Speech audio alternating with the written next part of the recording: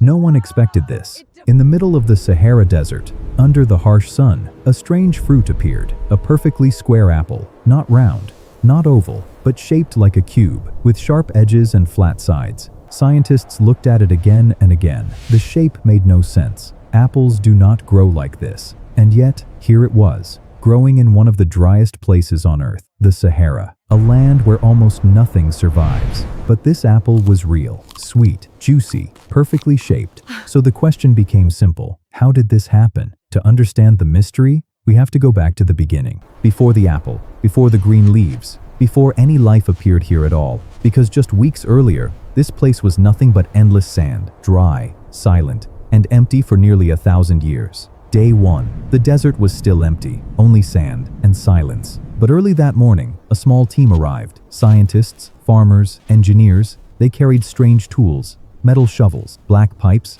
large bags of dark soil. The goal sounded impossible: grow apples in the Sahara Desert. First, they marked a long rectangle in the sand. Then the digging began. Shovels cut into the hot desert ground. Sand was pushed aside, again and again. Slowly, a trench appeared, about 1 meter deep. The next step was unusual. They did not use the desert sand. Instead, they poured in a special mixture, rich black soil, full of nutrient, full of life. This soil could hold water, even under extreme heat. Then came the most important system, thin black drip irrigation pipes. These pipes would deliver tiny drops of water directly to the roots. Not too much, not too little, just enough to survive the desert. The empty sand field was now ready, but there was still one question. Would anything actually grow here? Day 3. The trench was ready. Dark soil rested quietly inside the desert sand. The irrigation pipes were working. Tiny drops of water slowly disappeared into the soil. Now came the most delicate moment, the planting. The team opened small wooden boxes.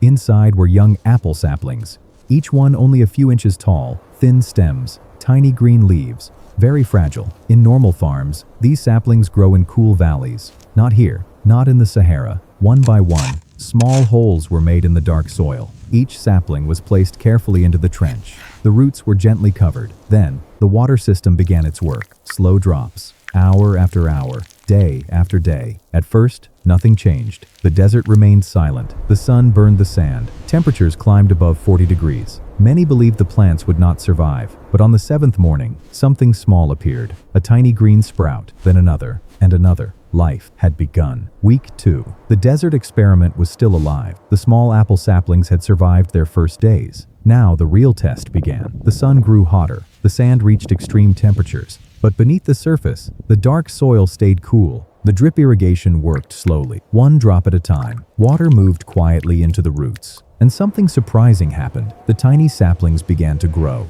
New leaves appeared, bright green, fresh and healthy. Soon the stems became stronger. Small branches stretched toward the sunlight. From far away, the desert still looked empty. But inside the trench, life was spreading. By the 4th week, the plants were much larger. Green leaves covered the dark soil. The orange sand around them looked even brighter. Then one morning, the scientists noticed something new. Tiny white flowers. The apple trees had started blooming. This meant one thing: fruit was coming next. Week 6. The apple trees were now strong. Green leaves filled the trench. Small fruits had started to grow. At first, the apples looked normal, tiny, and round, just like apples anywhere else in the world. The scientists continued their routine, watering, measuring, recording the growth. Everything seemed ordinary, until one morning, a researcher noticed something strange. One of the apples looked different. Its sides were not smooth. The surface looked slightly flat. At first, they thought it was damage, maybe heat, maybe pressure from the branches.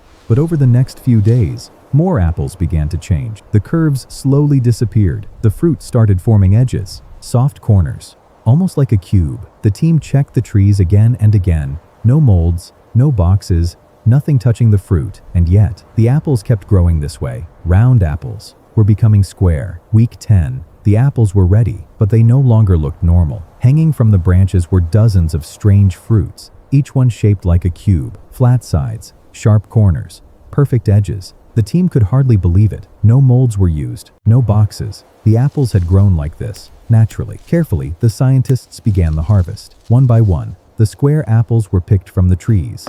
Each fruit was placed into wooden crates. The strange geometry was impossible to ignore, a perfect cube made by nature. But there was one final test. the inside. A scientist placed one apple on a cutting board. The knife moved slowly. The blade cut straight through the center. Everyone leaned closer. Inside, the apple looked completely normal, juicy, crisp, bright red and white. It smelled sweet. It tasted sweet. But the shape remained the mystery. No one could explain how the desert had created it. The discovery did not stay in the desert for long. Within days, photos of the strange apples began spreading across the world. Scientists posted the images online. Perfect cubes, real apples, grown in the Sahara Desert. At first, many people thought it was fake. Some believed the apples were carved. Others believed they were grown inside hidden molds. But the research team had already confirmed the truth. The apples had grown naturally. No plastic shapes, no mechanical tools, just soil, water, and desert sunlight. Soon, agricultural scientists from many countries began studying the results. Some believed the unusual soil mixture changed the growth pattern. Others believed the extreme desert climate affected the fruit development. A few researchers suggested something even stranger. The plants may have adapted to survive the harsh desert environment,